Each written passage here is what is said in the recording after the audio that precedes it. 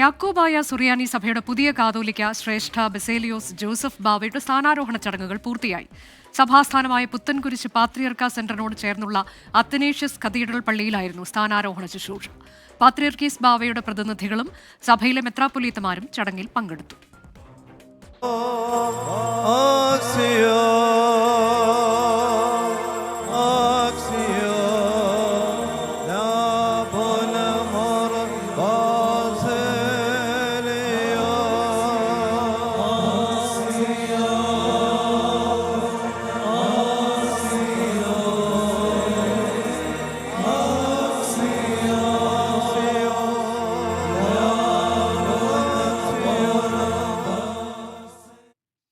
സ്ഥാനാരോഹണ ചടങ്ങിന് ശേഷം കാതോലിക്ക ബാവയെ അനുമോദിച്ചുള്ള പൊതുസമ്മേളനം തുടരുകയാണ്. വാഴിക്കൽ ചടങ്ങിന് ശേഷം ബെയ്റൂട്ടിൽ നിന്ന് ഇന്ന് ഉച്ച കഴിഞ്ഞ് നെടുമ്പാശ്ശേരി വിമാനത്താവളത്തിലെത്തിയ കാതോലിക്ക ബാവയെ സഭാ ഭാരവാഹികളും വിശ്വാസികളും ചേർന്ന് സ്വീകരിച്ചു.